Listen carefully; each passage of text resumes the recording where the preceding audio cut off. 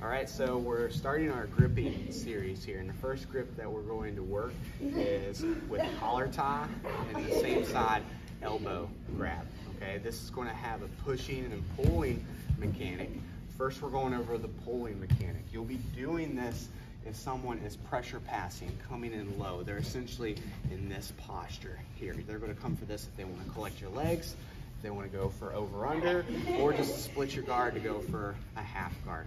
Anytime that I see his head low, I'm immediately going to get a collar tie. And it's not just going to be a grip, it's going to be a frame as well to keep him away. I'm going to grab that same side elbow here. And it's called a steering wheel because you literally want to look at it as you're doing a big, heavy steering wheel to the mat, all right? But I'm not just using my upper body. I want to use my whole body to get his head to the mat, and I'm going to use my arm to push his elbow across the center line. The more that his elbow is across the center line, the more that his head is towards the mat, the more likely I am to get this sweep. Okay, so if he's pressuring in, I'm getting my grips, I'm doing my steering wheel action, taking his head to the mat, and the way I'm going to do that is taking my shoulder and my head to the mat here. And as you see, he's so far out of alignment now with his weight forward, that it is so easy to get our sumigashi here. We have a butterfly hook, we're kicking, and we're inverting the bottom knee, coming to the top position. Okay. Make sure you're rotating everything down. Biggest detail is taking his head to the mat here. Okay, so one more time. All right, and that requires his weight to be coming in. If his weight is back, I can't really take his shoulders out of alignment. That's okay. That's where the pushing mechanism of this grip is going to come into hand. And we're essentially going to hip heist here. So I'm going to post my hand on the mat.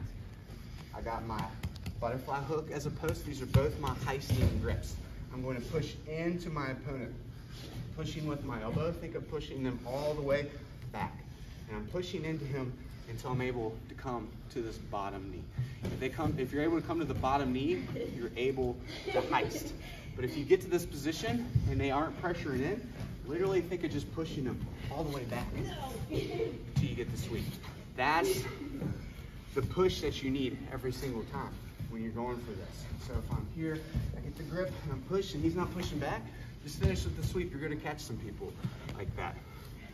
But after doing it a few times, or if you go with someone more experienced, you're going to push here, they're going to push on the mat, and then they're going to push back into it. Anytime that you push and feel resistance, we're going to use our heisting hand, our heisting foot to help us balance. We're going to lift our hips and shoot our legs back. When we shoot our legs back, we're snapping the head down. Okay? Be heavy with this collar tie. Immediately we're looking to grab either the arm or the chin, because this is preventing them from posturing up, but he can go away. So the way to prevent that is gripping here or gripping here. If you grip the chin, you're going to have to do a cross. Okay, one more time. Let's say I don't have the collar tie. It's postured up here. You can do a cross shoulder post. Pushing back. He goes to push in, or he's just not being able to be pushed on the mat. Switching to a collar tie. Push on my hand, that way I can lift my hips. Shoot my legs back. Immediately grabbing here or here. If you grab the chin, make sure you do a cross snap, which is essentially chin and grabbing the arm on the other side. Okay? Now, thinking of marrying the two, okay? Because you can't force these sometimes.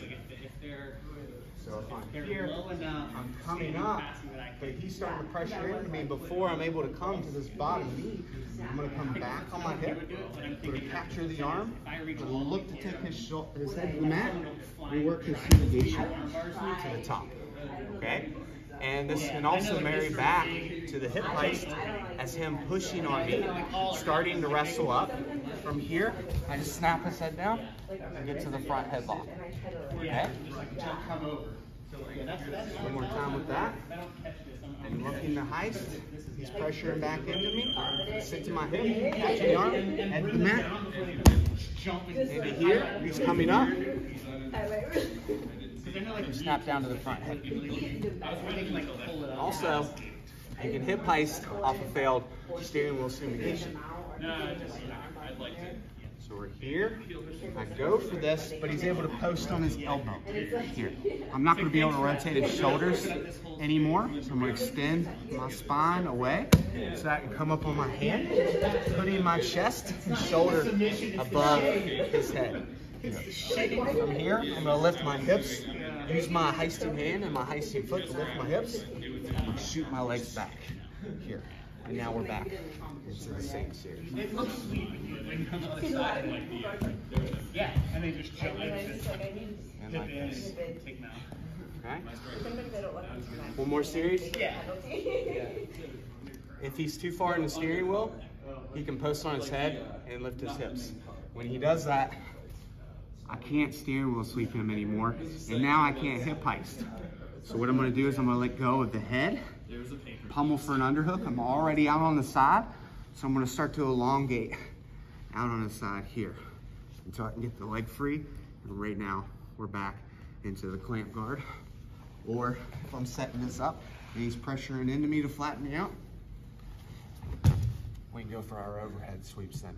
This is how it's starting to marry back into the things that we were doing prior.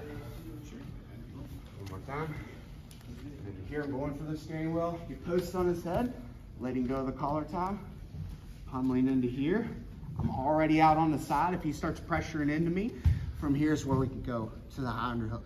But if they stay on the side, keep working out onto the side where we can start to get to our prior series as before.